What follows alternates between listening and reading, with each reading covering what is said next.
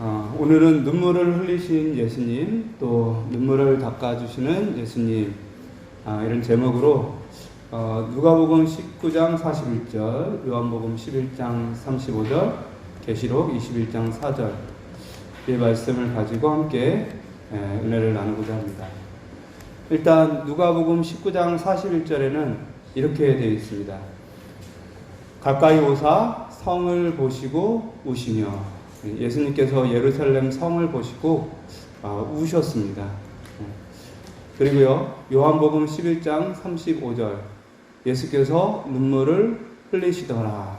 이렇게 성경절에서 가장 짧은 절입니다.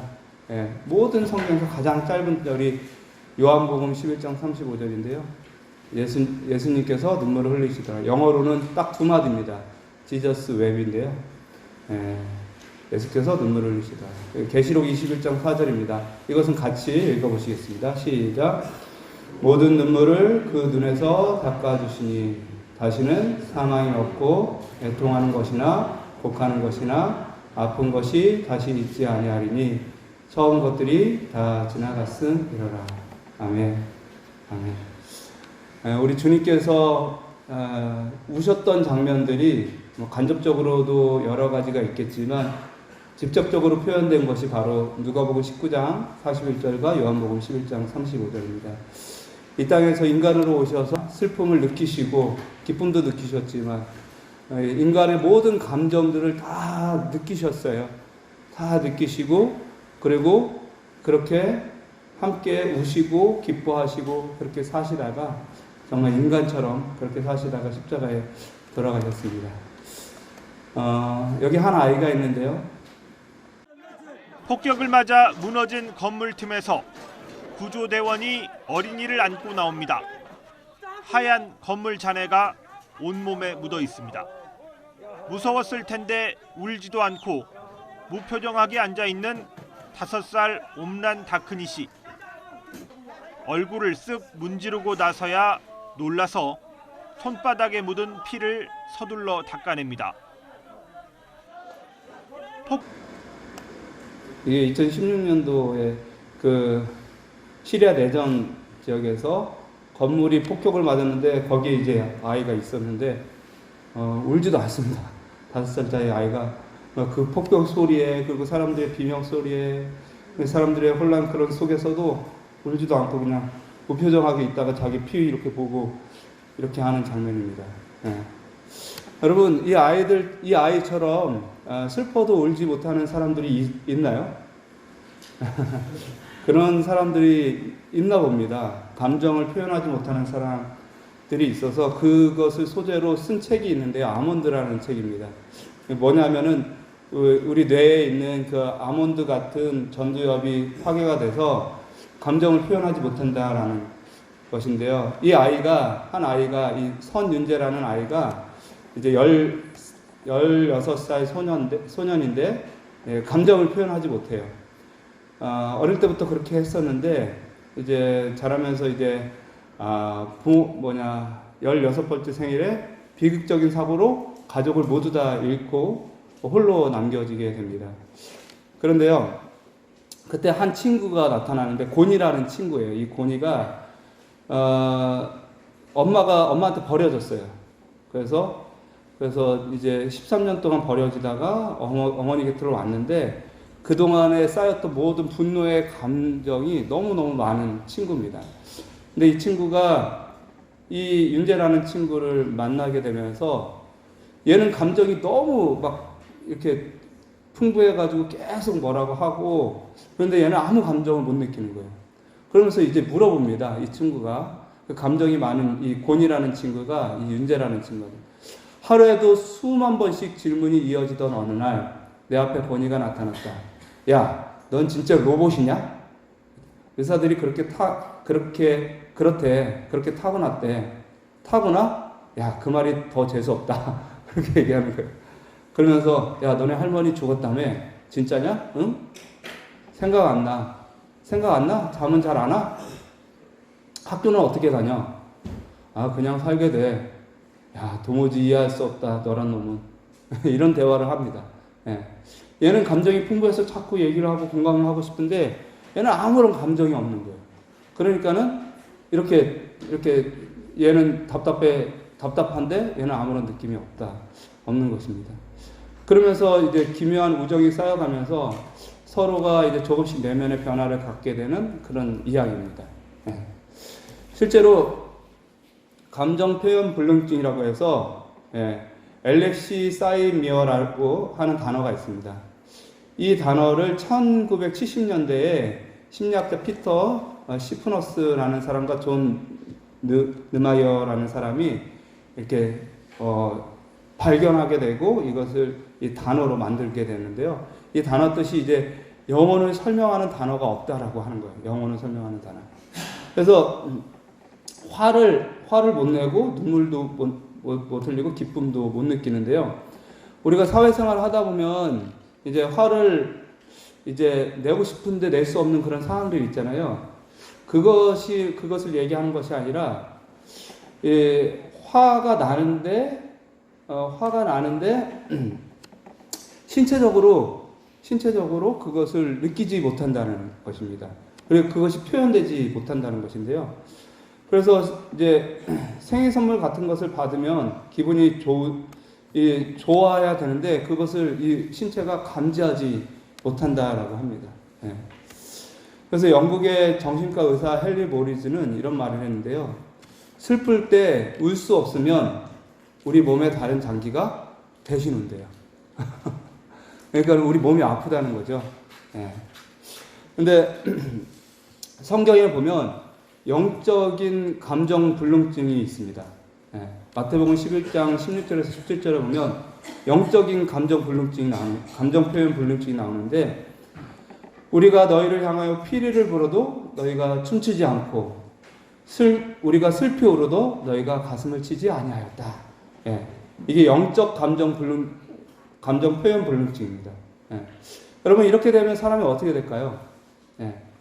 영적인 것을 느끼지 못한다면 사람은 하나님의 구원과 하나님의 사랑과 하나님의 은혜 이런 것들을 전혀 느끼지 못한다는 거예요. 감사가 나오지 않고 하나님의 은혜가 있어도 그것에 대해서 기뻐하지도 않고 그리고 사람들이 다 영적으로 죽어가는데 그것 때문에 슬프지도 않아요. 그냥 저 사람 저러니까 교회 못 나오지. 저 사람 저러다가 그냥 어떻게 해요? 저러니까 그냥 저렇게 질병 걸렸지. 그냥 그렇게 하고 말고 그 사람을 위해서 정말 슬퍼하거나 눈물을 흘리거나 그 사람이 교회에 이제 왔을 때 기뻐하거나 이런 것들이 없다라는 거예요. 이 영적 감정 표현 불능증입니다. 전혀 그런 이 하나님의 마음을 느낄 수 없다라고 하는 것입니다. 예수님께서 이 땅에서 인간의 몸으로 오셔서 눈물을 흘리셨는데요. 그 눈물을 흘리신 것은 우리에게 영적인 눈물을 가르쳐 주시기 위해서. 이럴 때 눈물을 흘려라. 이게 이 영적으로 우리가 언제 눈물을 흘려야 되는지 알아야 되는데요. 예수님께서 2번 눈물을 흘리십니다.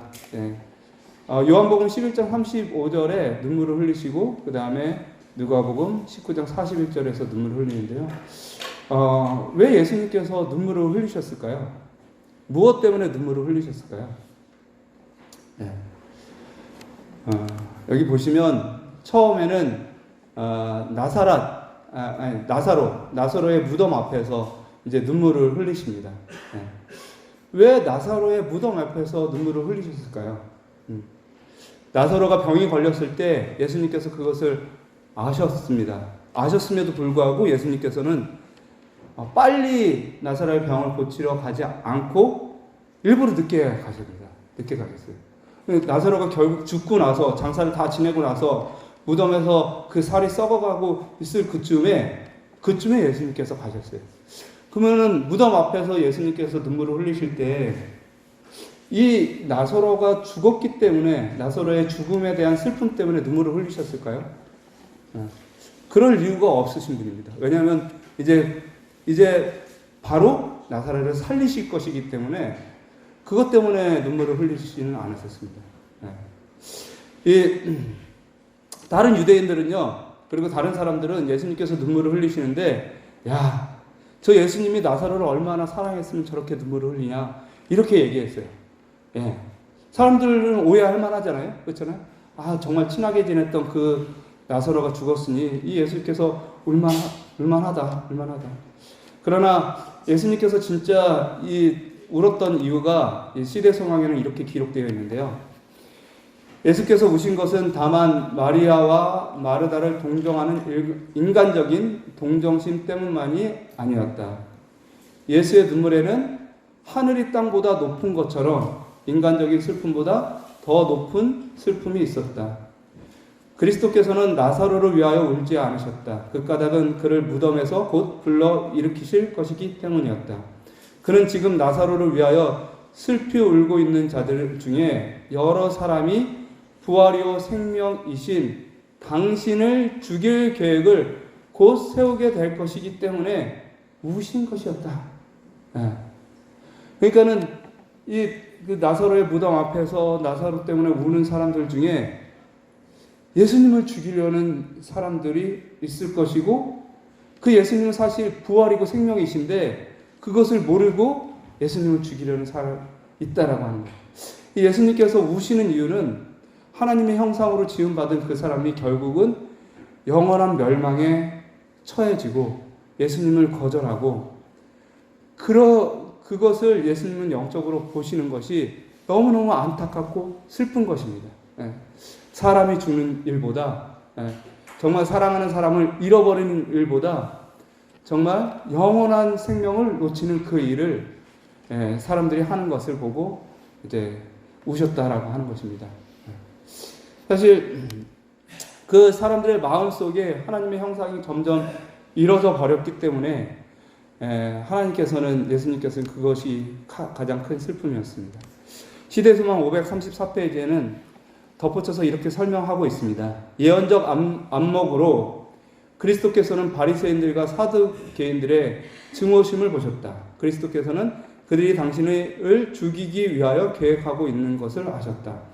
그는 지금 겉으로는 매우 동정하는 듯이 보이는 자들이 얼마 안 있어 희망의 문과 하나님의 도성의 문을 스스로 닫으리라는 것을 아셨다.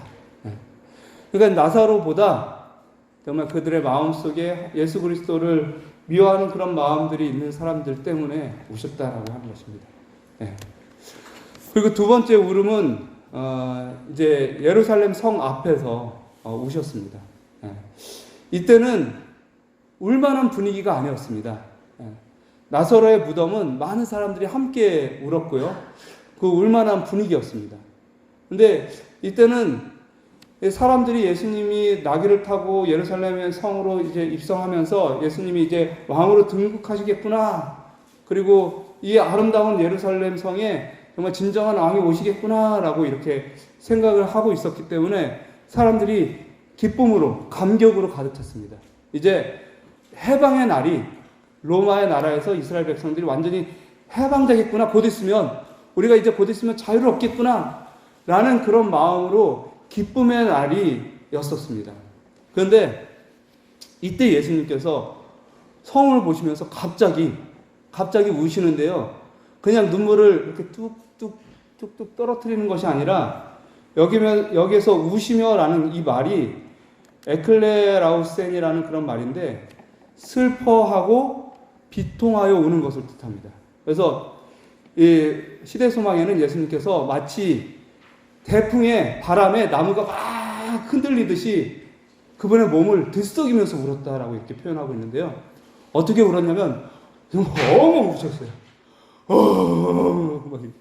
여러분, 막 사람들이 기뻐하고 예루살렘 성에 막 이렇게 휘황찬란한 그런 영광의 모습을 사람들이 다시 떠올리고 있는 그때에 갑자기 엉엉 우니까는 사람들이 어떻게 됐겠습니까?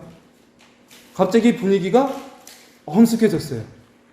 아무도 이게 노래를 하지 않고 아무도 예수님 만사를 하지 않고 갑자기 이게 무슨 일인가 하면서 예수님이 우시는 것을 지켜볼 수밖에 없게 됐습니다.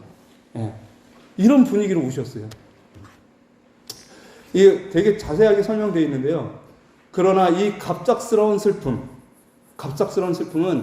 어떤 장엄한 승리의 합창에 삽입된 한 통곡의 곡조 같았다.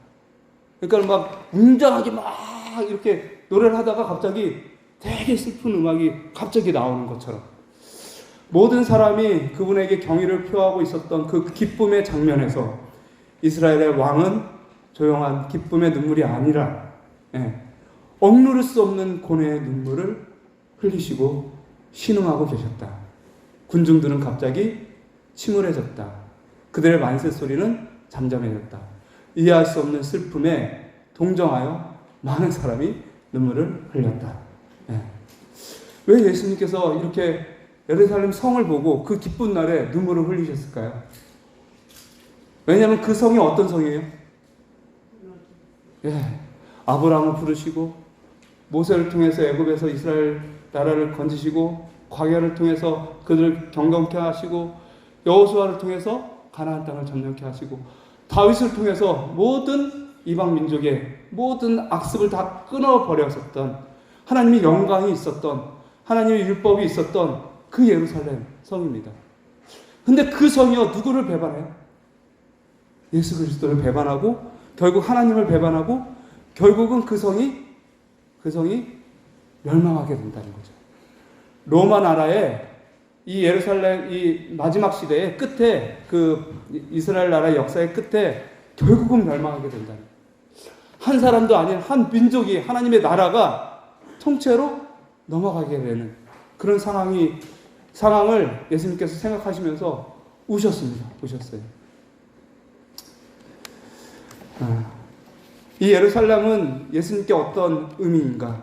그것은 예수님의 아들과 딸이요 아내와 같은 존재입니다. 호세아 11장 8절에는 에브라임이여 내가 어찌 너를 놓겠느냐? 이스라엘이여 내가 어찌 너를 버리겠느냐?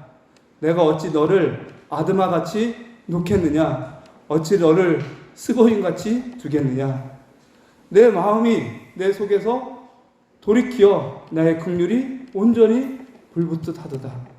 내가 너를 놓을 수 없을 것 같은데 내가 너를 이렇게 사랑하는데 왜 너희들은 나를 아직도 거절하고 끝내 멸망하려고 하느냐. 그래서 예수님께서 갑자기 그 예루살렘의 영광을 보면서 이 성이 무너질 것을 생각하면서 펑펑 우셨어요. 예루살렘은 그분이 돌아오셨던 자녀였던 바 사랑하는 아버지가 방탕한 아들에 관하여 슬퍼하는 것처럼 예수님께서 사랑하는 도성을 보시고 우셨다. 한 영혼의 가치는 너무도 커서 그것과 비교할 때 온 천하는 얼마나 하찮게 보이겠는가. 그런데 여기 온 민족이 멸망당하려고 한다. 신속히 서산으로 기울고 있는 태양이 하늘에서 자취를 감출 때 예루살렘에 대한 은혜의 날도 끝날 것이다. 결국 예루살렘은 하나님의 은혜의 시기의 끝에 그분을 거절하고 멸망하게 됩니다. 하나님께서 이 일을 또 겪고 싶으시겠습니까? 그렇게 하고 싶지는 않으실 거예요. 여러분, 남은 교회 제7일 안식일 재림교회는 하나님의 교회입니까? 아멘. 그렇죠? 그러면 안식일을 안 지키는 장로교회는 하나님의 교회입니까? 하나님이 사랑하시는 교회입니까? 그 교회도 여전히 하나님께서 사랑하시는 교회예요. 그렇게 하나님의 말씀을 유린하고 있는, 그리고 하나님의 말씀대로 순종하지 않고 인간의 법과 제도와 전통을 따르는 카톨릭 교회는 하나님께서 사랑하실까요? 지금도 여전히 사랑하셔요. 그 끝날이 오기 전까지 끝까지 사랑하셔요. 지금도 그들을 위해서 기도하고 계세요. 평신도뿐만 아니라 그들의 지도자들을 위해서. 물론 그들이 어떤 길을 가게 될지 하나님께서 아셔요. 우리도 성경 말씀을 통해서 그들이 어떤 길을 가게 될지, 어떻게 남은 백성들을, 그리고 하나님의 백성들을, 순종하려는 백성들을 핍박하게 될지 아시지만 그럼에도 불구하고 그들도 사랑하셔요. 그들을 위해서도 눈물을 흘리십니다. 예루살렘을 위해서 눈물을 흘리셨던 것처럼 그렇습니다. 제자들이 예루살렘의 멸망과 세상의 멸망을 연결지어서 예수님에게 물어봤습니다. 예루살렘의 멸망과 세상 끝에 무슨 일이 있겠습니까? 무슨 일이 있겠습니까? 이 재림의 징조에 대해서 다 얘기해줘요. 지진이 있겠고, 선지자가 가짜 선지자들이 나오겠고, 그리고 여러 가지 혼란이 있을 것인데, 그것이 끝이 아니라 재난의 시작이다. 예. 그럴 때 너희는 뭐하라? 머리를 들어라. 머리를 들어라. 예. 그리고 그 시기에 예수님께서 어디를 들어가신다? 지성소로 들어가셔서 대속죄일의 봉사를 하시는데 너희들은 애통하며 울어라. 스스로 괴롭게 해라. 그렇지 않은 사람들은 하나님의 나라에서, 하나님의 백성에서 끊어질 것이다. 라고 얘기를 하십니다. 예. 여러분, 정말 마지막 시대에 하나님의 백성들은 예수 그리스도의 눈물을 이해하고 함께 공감하고 함께 울 수 있는 사람들입니다. 예. 에스겔서에도 이 똑같은 개념이 나오는데요. 예수님께서 이 마지막 시대에 하나님의 백성들에게 인을 쳐주시는데, 인을 쳐주시는 그 사람들이 어떤 사람들이냐면 하나님의 율법을 철저히 지키고 완전히 경건하게 살고 산에 올라가서 아무도 만나지 않고 그렇게 혼자서 살아가는 사람들이 아니라, 예, 탄식하며 우는 사람들에게 하나님의 인하의 표를 준다는 거예요. 예. 예수 그리스도의 마음으로 영적인 눈안을 가지고 정말로 우는 사람들에게 표를 준다는 것입니다. 예. 예수님의 눈물을 함께 간직하고 있는 사람들에게. 여러분, 우는 거 어떻게 생각하십니까? 우는 거. 웃는 것이 좋습니까? 우는 것이 좋습니까? 웃으면 복이 온다고 그러고요. 사람들이 웃어야지 그러고 그렇잖아요. 아기들도 웃기려고 그래요? 울리려고 그래요? 어떨 때는 또 울리려고도 그렇게 또 하시지만 우는 것이 이뻐서. 근데 이제 웃으면 되게 좋아하잖아요. 예. 그리고 웃으면 누가 뭐라고 하는 사람은 없어요. 근데 울고 있으면 왜 우냐고 그러지. 그리고 심하게 얘기하는 사람도 우는 거 꼴보기 싫다고, 우는 거 듣기 싫다고 울지 말라고 하는 사람들도 있어요. 예. 그렇잖아요. 예. 그래서 사실 웃는 것은 약간 긍정적인 이미지가 있는데 우는 것에 대해서 부정적인 이미지가 많습니다. 그래서 울면은 분위기가 안 좋아지기도 합니다. 예. 교회에서도 맨날 울고 있으면 어떨까요, 사람들이? 예, 그 교회는 맨날 울기만 한다고 그럽니다. 근데 여러분, 이 마지막 시대에는 하나님께서 우는 자들에게 일을 해주신다니까요. 예. 그래서 사실 어릴 때는 아이들이 태어나면서부터 사실 웃습니까? 웁니까? 울면서 태어나요. 울면서 태어나고 모든 감정을 다 울음으로 다 이제 표현을 하는데, 이 성장해 가면서 울면 안 된다라는 생각이 이제 있습니다.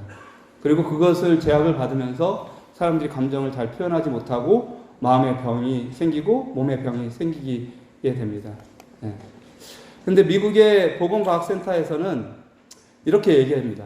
웃음만큼 울음도 잠재적으로 몸과 마음을 이완시켜주고 혈압을 낮추고 긴장을 줄여준다.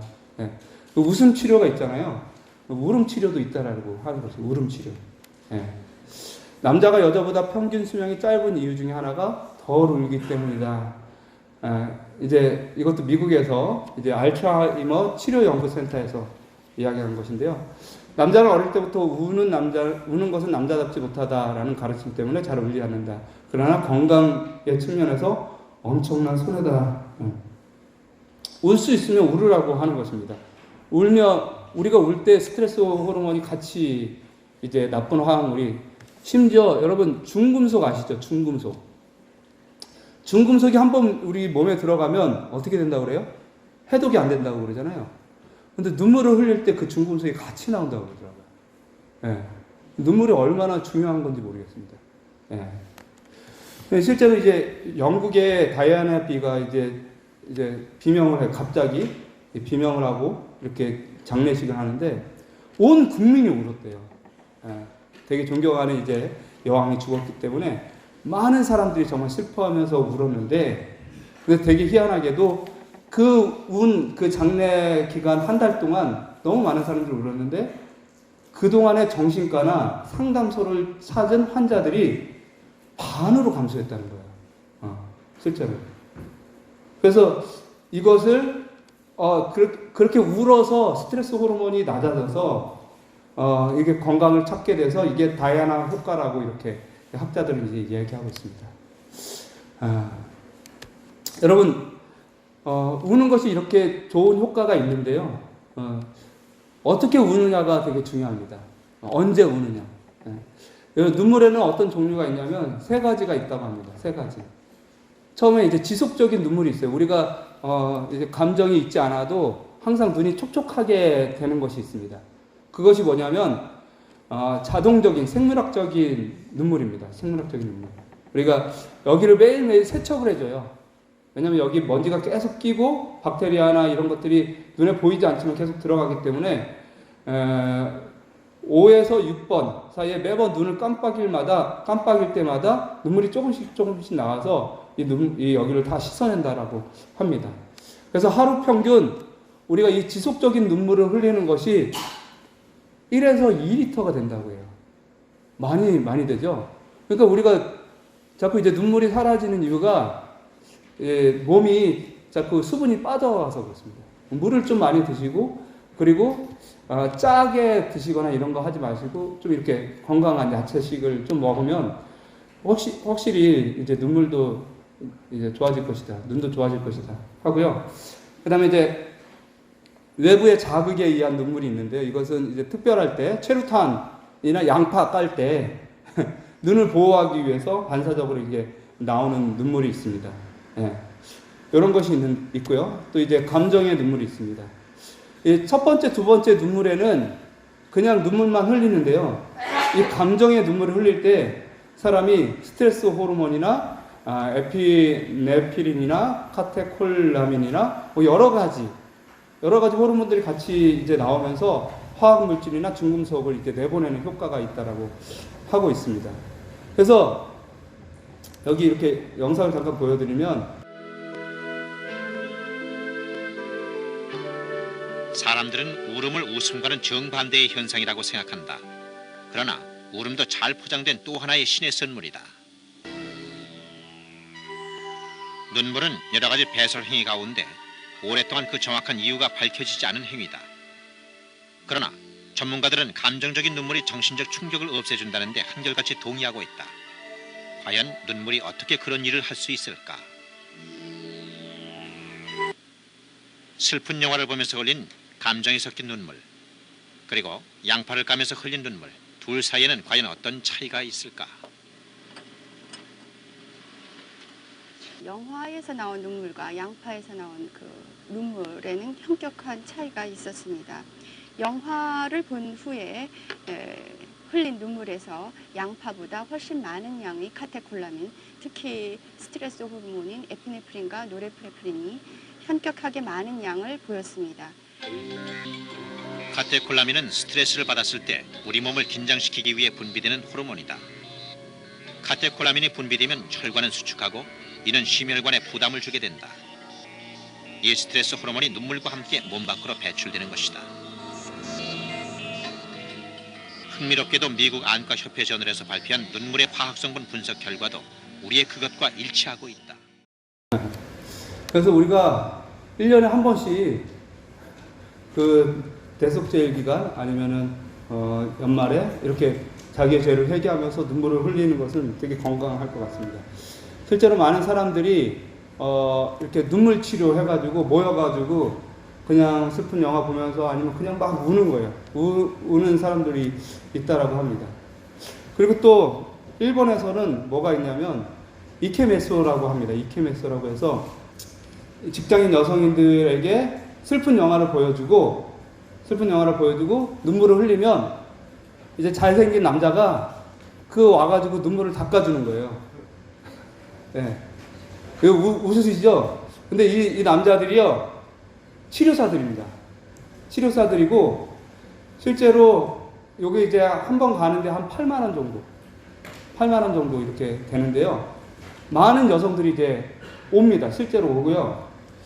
이게 왜 이렇게 됐냐면, 옛날에 우리나라 드라마 중에서 겨울연가라는 드라마가 있는데, 어떤 한 암 환자가 1개월 시한부 선고를 받았는데, 그 드라마 이제 영화를 보고 매일매일 우는 거예요. 매일매일 우는데 1년 이상 생존을 하게 됩니다. 예, 시한부 생존을 했던 사람이. 그래서 우는 모임도 따로 있고요. 이런 것 때문에 눈물 치료의 어떤 신드롬이 이제 번지게 되었습니다.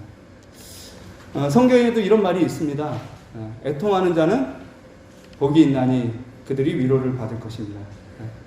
예수님께서 우리에게 눈물을 가르쳐 주시고 우리에게 눈물을 흘리라고 하는 이유가 뭐냐면, 그렇게 눈물을 흘리면 우리 몸에도 좋지만 그 눈물을 그분께서 닦아주시기 위해서, 그리고 우리를 위로해 주시기 위해서 그 눈물을 가르쳐 주신다는 거죠. 계시록 21장 4절에는 모든 눈물을 그 눈에서 닦아주시니, 우리가 뭐 사촌이 땅을 사가지고 배 아파서 흘리는 눈물 그런 거 말고요. 그런 거 말고 정말로 이 땅에서 하나님의 영광이, 그리고 사람들의 구원의 문제로 말미암아 정말 애통하며 그렇게 슬퍼하며 눈물을 흘릴 때 주님께서 그 눈물을 닦아 주시고 싶어 하시는 것입니다. 그렇게 하면서 죄로 인한 모든 스트레스에서 해방되고, 그리고 또 하나님께 영광을 돌리게 되는 것이죠. 슬픔을 경험한 사람만이 눈물을 닦아줄 수 있습니다. 예수님께서는 정말 이 땅에서 인간이 느낄 수 없는 그런 슬픔을 경험하셨습니다. 그래서 여러분, 한나가 교회에 와서 기도를 하고 눈물을 흘리면서 기도를 했더니 제사장이 뭐라 그래요? 아유, 술 취해서 교회 와가지고 울지 말아라. 집에 가서 울어라 그랬습니다. 근데 술 취한 것이 아니라 정말 마음이 괴로워가지고 정말 정신이 없이 하나님께 기도하면서 울었습니다. 그것을 누가 들으셨어요? 여호와께서 그를 생각하신지라. 우리가 정말 그렇게 애통하면서 슬퍼하면서 울 때에 하나님께서 그 마음을 알아주신다라고 얘기하고 있습니다. 히스기야의 질병도 마찬가지입니다. 히스기야가 병에 걸려서 너가 죽게 될 것이라고 얘기를 했습니다. 그런데 그때 히스기야가 하나님 앞에 통곡하면서 울었어요. 그 얼굴을 벽을 향하고 통곡하면서 심히 울게 됐습니다. 물론 하나님께서 그 병을 치유해 주셨지만 그 눈물에도 그 치유력이 있었을 것이라는 얘기죠. 그 눈물에도. 히스기야에게 하나님께서 얘기하십니다. 내 조상 다윗의 하나님 여호와께서 이같이 말씀하시기를, 내가 내 기도를 들었고 내 눈물을 보았노라. 내가 내 수년에 15년을 더하겠다. 예수님께서 또 정말 큰 슬픔에 빠진 하나밖에 없는 아들을 잃은 그 어머니의 슬픔에 공감하시고 그 울음에 함께 우시면서 그 어머니를 위로해 줬던 사건이 있습니다.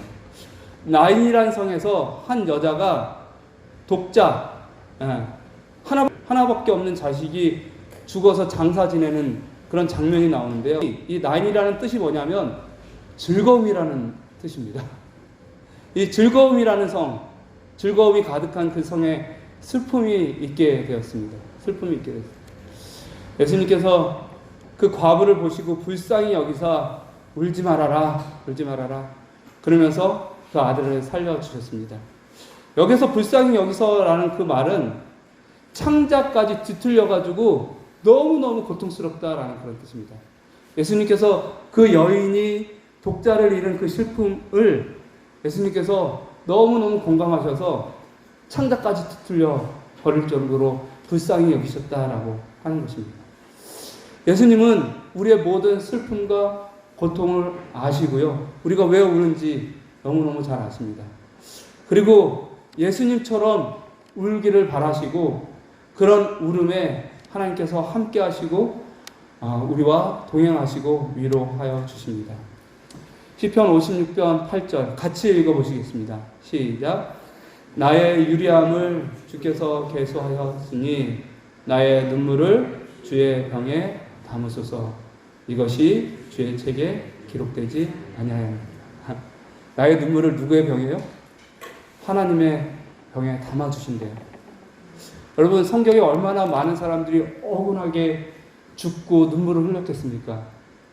성경의 역사에서 모세가 건져냄을 받았을 때 얼마나 많은 아이들의 엄마들이 눈물을 흘렸겠냐고요. 예, 왜냐하면 수없이 많은 사람들이 죽었거든요. 그리고요, 예수님이 탄생했을 때도 수없이 많은 사람들이 죽었는데요. 아이가 배 속에 있으면서 학살을 당했는데요.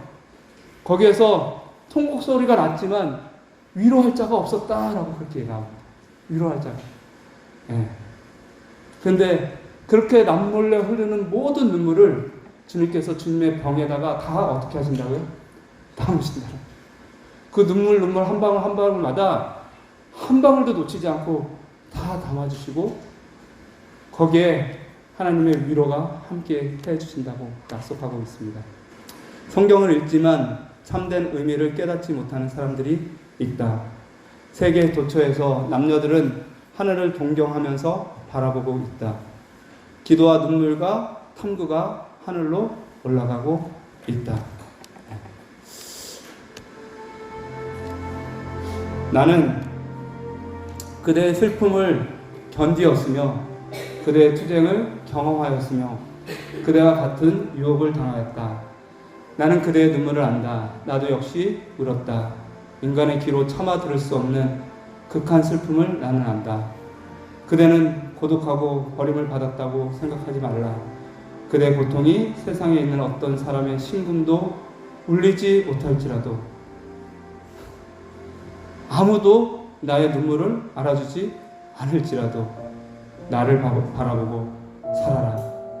산들은 떠나며 작은 산들은 옮길지라도 나의 인자는 내게서 떠나지 아니하며 화평케 하는 나의 언약은 옮기지 아니하리라.